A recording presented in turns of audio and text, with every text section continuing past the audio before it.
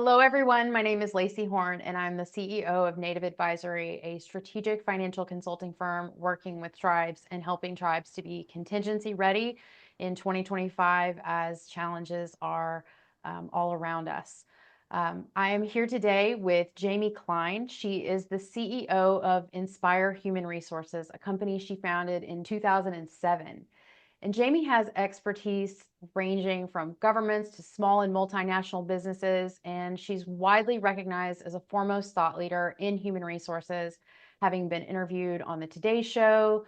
She's been in the Wall Street Journal and much, much more. So thank you so much, Jaime, for joining me here today and to talk about strategies tribes can incorporate into their human resources contingency plan to be contingency ready. Thank you, Lacey. It is my pleasure to be here. Thanks for asking.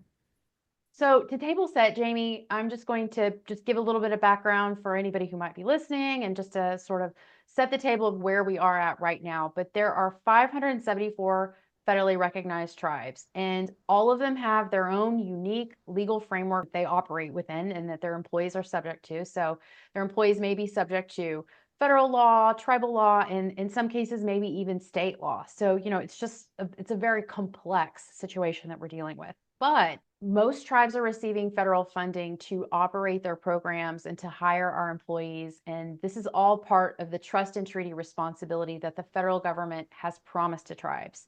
And now there are proposals for significant budget cuts to tribal funding. So tribes are having to consider right now, number one, what are their priorities, right? And for the first time in modern history, having to consider what employment levels they can sustain budgetarily. So you've seen this a lot where the finances simply can't support the number of employees. And I've seen this too, both from the CFO perspective as well as from an employee perspective. When I worked at a global company and I survived a massive layoff of my peers and coworkers. And so that being said, tribal employees are really special. They're very valuable to us. And on the whole, most tribal employees are, majority of them are citizens of that tribe. And then sort of a subset of that, the majority of them are often women. Often these are positions that are hard to fill and hard to recruit and retain because often we're in rural areas and just to get someone to come there and work is a challenge in and of itself. And so that layered on top of the fact that, the work itself can be hard and people are truly putting their heart and soul and all of their talents into the work that they do, sort of compounds this. And so, these are subject matter experts and they're our knowledge keepers. And so, when considering tribal employment as a whole and what tribes might have to do in the future, I have several questions. I've made a long list. And if you could just kind of tell me what your thoughts are on what tribes can be doing, I would really appreciate that. So I'm just going to kind of start right into it. But, Sure. if you're planning a layoff, give me the top few things that you would consider. And I just appreciate you just going macro because it's easy to get into the details, but I think it's so important to kind of context really, really matters. I think it's most important to kind of get into the mind of where the person is. We always, by default, we want to lead with heart. We want to plan for a way to deliver the news that respects them as a human and say it in a way and at a time that they can hear it most productively. So for starters, when we have to deliver this heartbreaking news, I always recommend delivering that news early in the week, Monday, Tuesday, Wednesday, never a Friday afternoon, because it allows and empowers that person to use the rest of their week in front of them to do some networking and not to feel that uptick in depression that studies have shown that people feel when they find it end of day Friday. So that's thing one. Thing two is to really have a holistic plan. So you're thinking about um, the choreography of the communication, and most importantly, what exactly the script is you're going to say to the impacted person. It is so easy with all the emotion as the person who's to deliver this difficult news to get nervous. And as humans, we get a little bit into fight or flight, right? Our heart starts beating and all that adrenaline rushes. And sometimes to compensate, we'll start talking a lot and fast. And my coaching is always to think about a couple of brief points that you want to make most humans will not really hear a lot of what you say. It'll be like that Charlie Brown cartoon when the teacher talks and it's like wah, wah, wah, because it's so much information. So I like to keep it brief and say to the person, this can be part one of a multi-part conversation, and we can huddle at another time so I can answer any questions that you have. But I wanted to let you know, because the reality is, Lacey, they want to, typically the person wants to get out of that meeting as soon as possible and call their loved one and express their emotion to them. So again, thing one, do it early in the week. Think about exactly what you're going to say and do it and deliver it in a way that you think that person can hear it. Keep it in mind, the emotional impact on them. Those are kind of just for starters, the way that I like to approach it. So you talked about, a coordinated effort, right? So um, obviously, I spoke of sort of the legal aspect of things, right? And the fact that, there may be a tribal law, like for example, at Cherokee Nation, right? In our Constitution, employees that have been there for over a year are afforded certain rights. Per our laws, there are certain appeal processes. And so, when you speak of coordination, can you speak about some of the expertise or the executives that should probably be at the table in a coordinated effort? Absolutely. So typically we recommend putting together a core team that includes a representative from the legal department to advise on exactly what you spoke about, leadership, and the person's direct manager, so they can again be in conversation about the best way to deliver the news. And if possible, have some type of a HR person in your ecosystem that you can bounce things off of. The goal is to deliver the news in the way that is um, as pain-free and as compliant as possible. So absolutely starting with the law. So for example, in large organizations, many times they'll take a look at who are the people that are selected to have their role eliminated. And we do an analysis to triple check that there's not any type of blind spot or unconscious bias where folks who fall into a certain demographic have a higher proportion of impact. So that is an example. Typically, the news is also thought through of delivering the news and then saying to the person, we have in writing exactly what we discussed, stating your last date of employment, and if there's any type of severance, when that's how long that severance will be, and some other pieces about confidentiality. That paperwork should be prepared in advance with your legal or HR colleague to get that ready. So as soon as you deliver the news verbally, and the person will probably just have a tough time retaining it all, you can quickly follow up in writing. Another piece is thinking about the aftercare. So the folks who hear the news will have a motion if you have any type of employee assistance program as part of the organization's benefits, to remind people that they have that 800 number to call. Employee assistance programs are also called EAPs, are often staffed by nurses or social workers who can just be a front line if there's any mental health concerns, just someone wants to talk through, or just talk through the emotion. And secondly, making sure that other employees are told at a time that is appropriate. So for example, let's say that you have a noon meeting with this person to let them know, after that meeting, there's a whole kind of communication chain that you want to let people that they might be on key projects know. You want to let employees who were not impacted know. Because the first thing on employees, colleagues' mind is, does it impact me? Am I next? And secondly, I feel guilty. There's survivor's guilt that happens with people that are impacted. So kind of having the comms, the communication ready for the people that are not impacted, I think is also important. And then the last thing is to have a knowledge transfer plan. So these treasured people whose jobs are unfortunately going away, they have all this institutional knowledge in their mind, and we want to make sure that that's documented and handed off to other colleagues. So those are kind of some of the coordination pieces.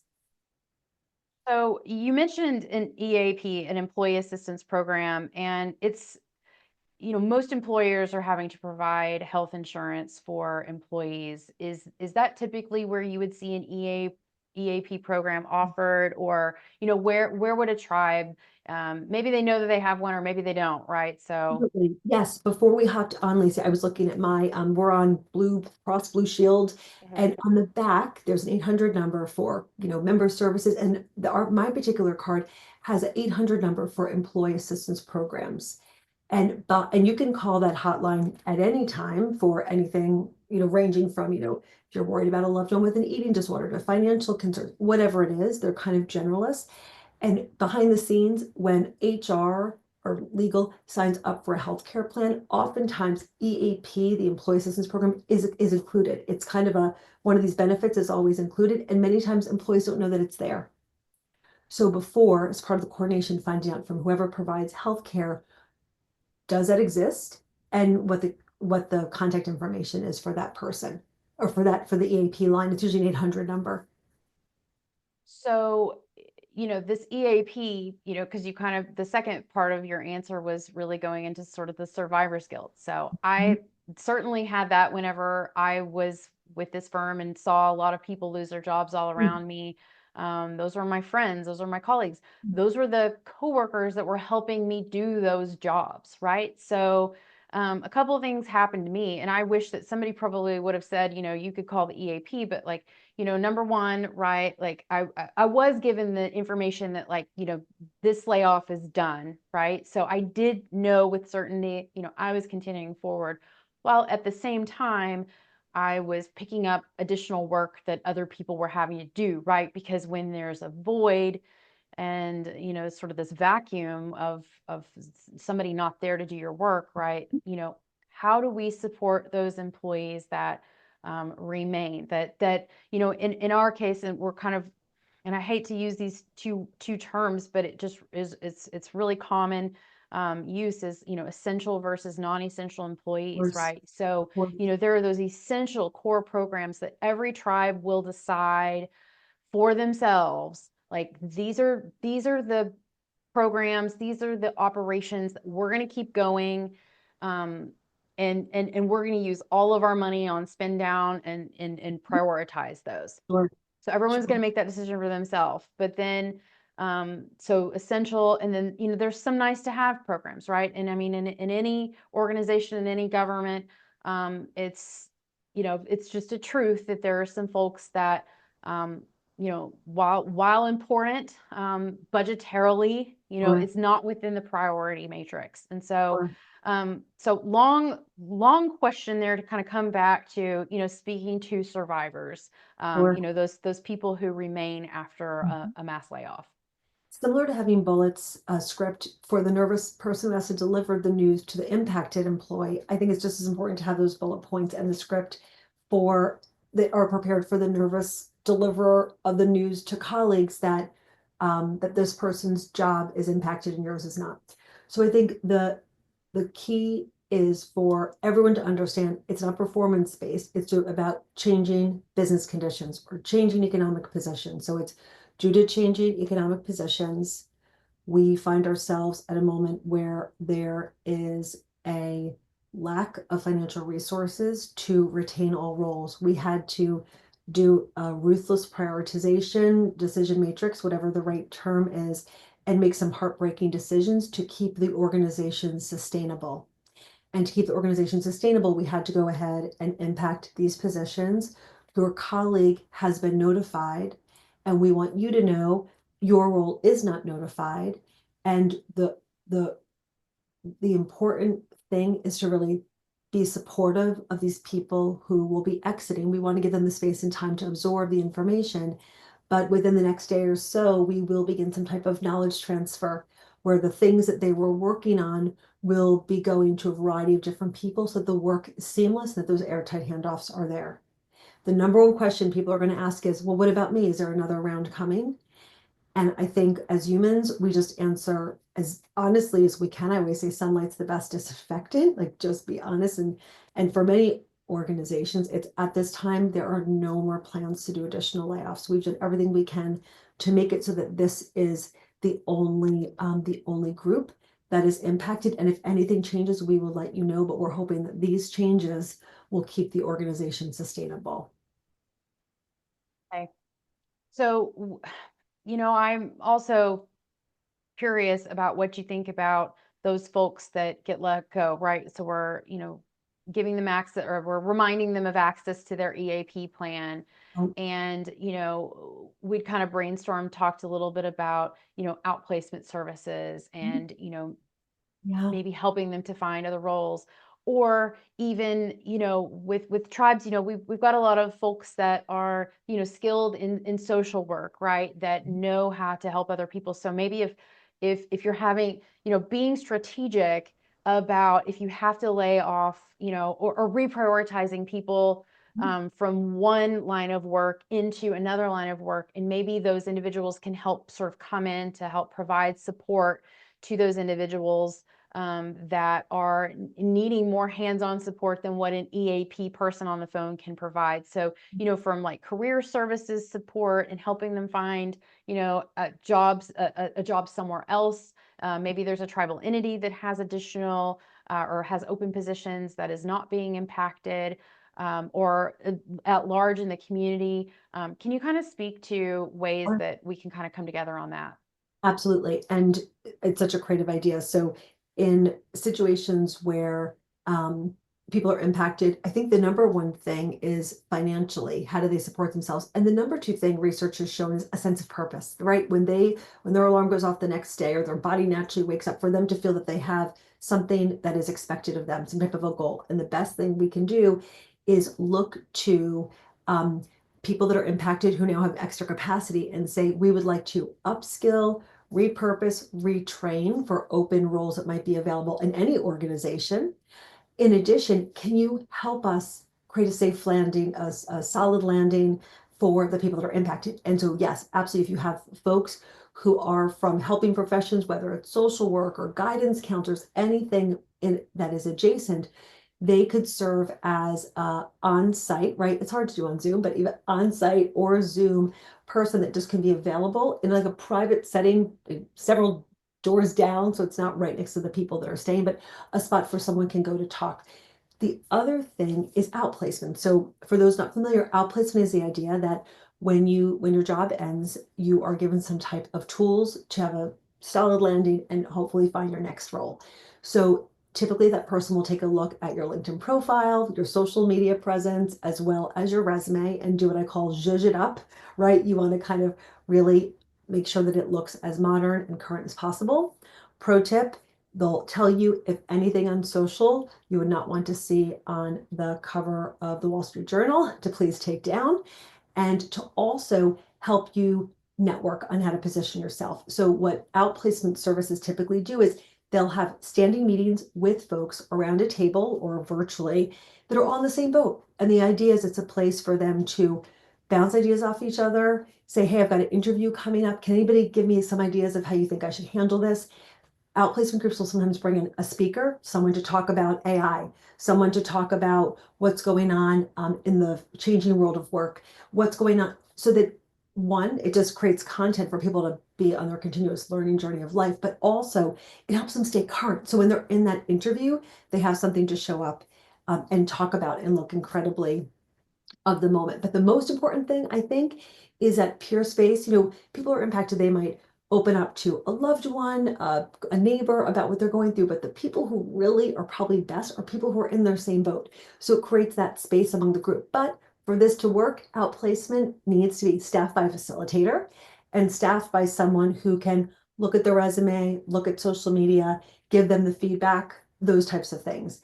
So those are other jobs that could be done by people who are impacted who want to be trained to do something like that.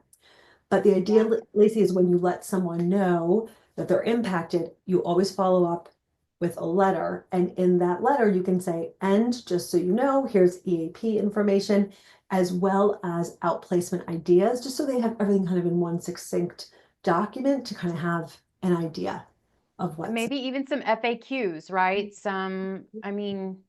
absolutely right. Information just to sort of standardize and templatize and be, as you said, transparent about the process and bring the Absolutely. sunlight to it as best you can.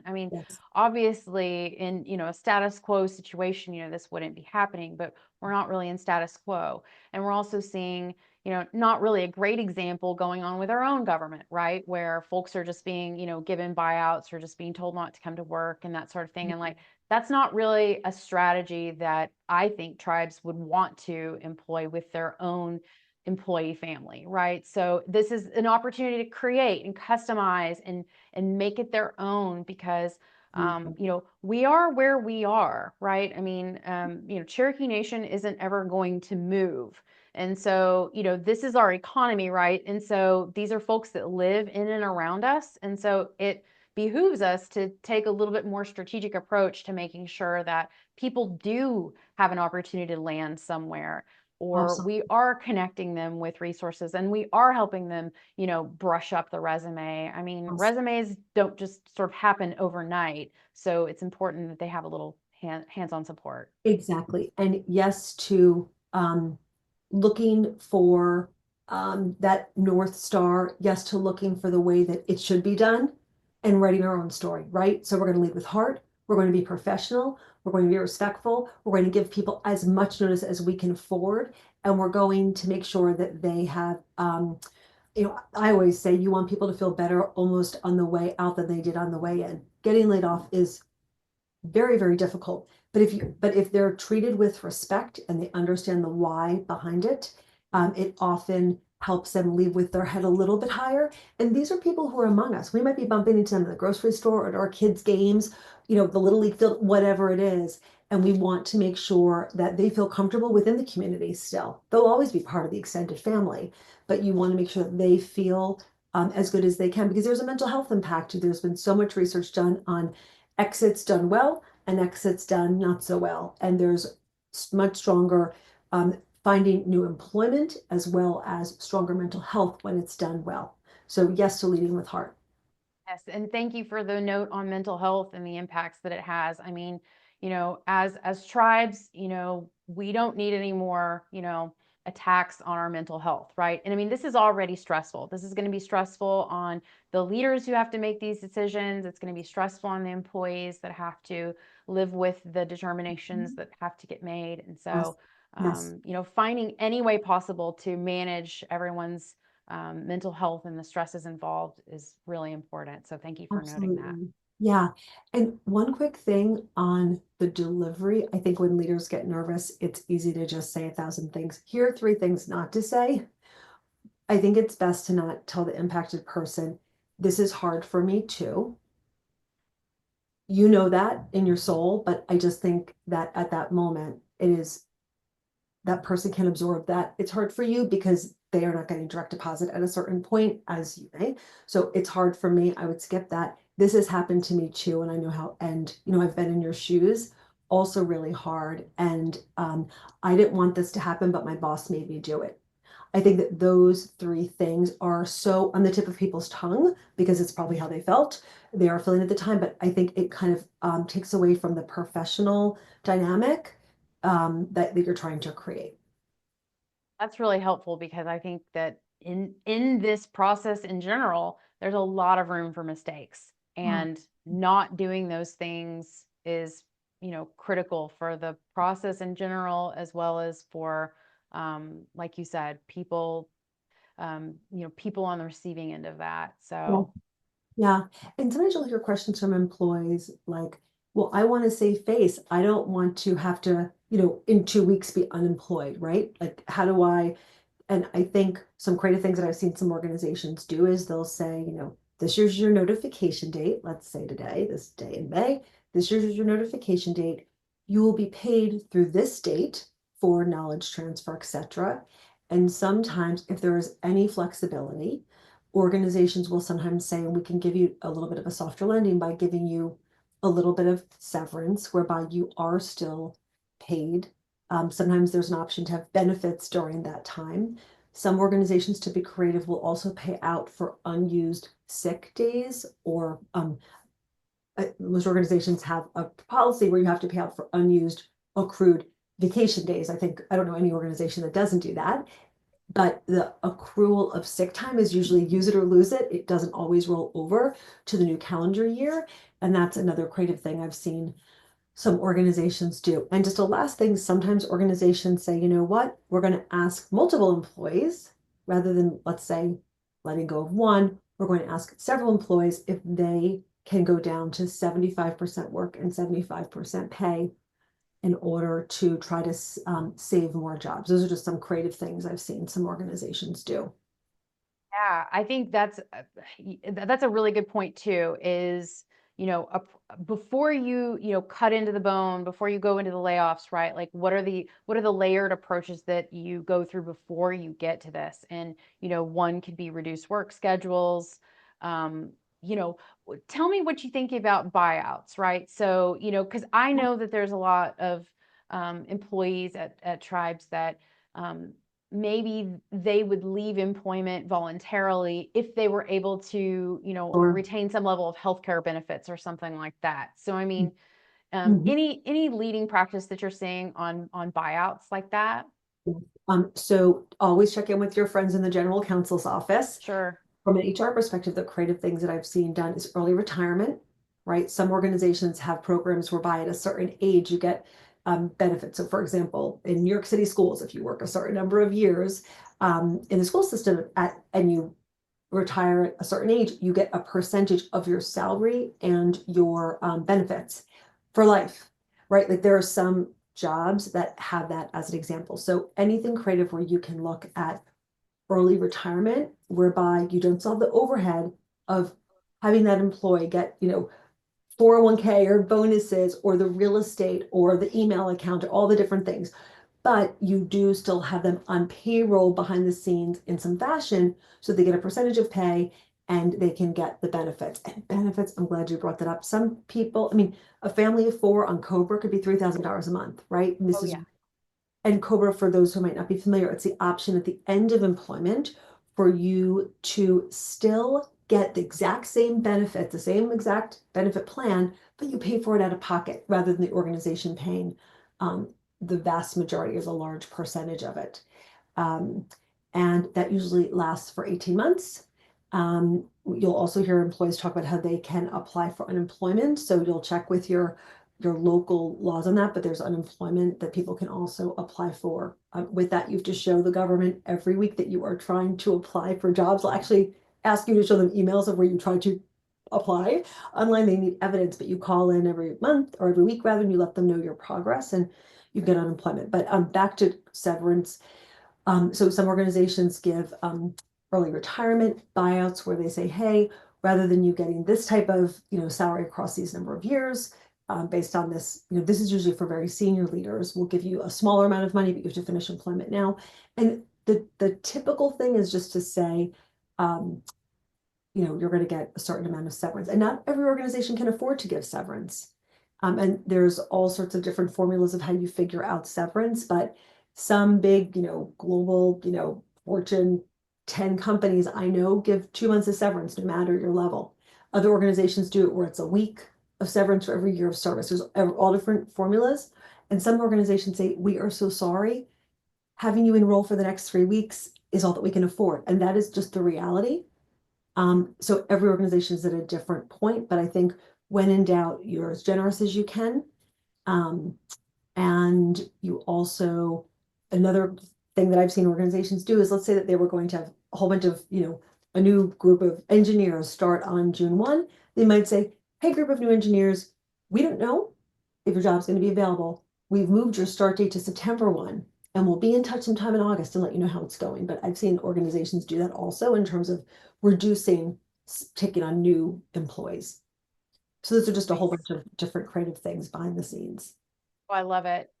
Thank you so much, Jamie. I mean, this has been so helpful. I've learned a lot. Obviously, you made a good point about, consult your general counsel. We're talking from a CFO perspective and an HR executive perspective. I mean, there's a third part in this journey that really has to be included. And every tribe, because like I said, every tribe is under their own legal infrastructure. They have their own set of laws they have to follow, and maybe subject to others as well. So it's really important that tribes have that legal counsel that can advise them on employment matters, so that they stay legal, they stay compliant, and that this process goes as smoothly as it possibly could. So with that said, if a tribe needs, long-term HR support, or maybe they even need just, temporary interim support with this Sure. process, is that something that Inspire Human Resources can do? And if so,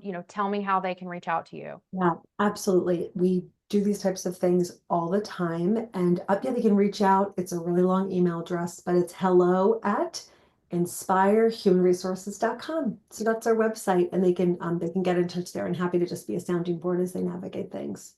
Amazing. Well, thank you again, Jamie, and I look forward to having conversations with you soon. Appreciate your Awesome. time. Thanks, Lacey. Bye.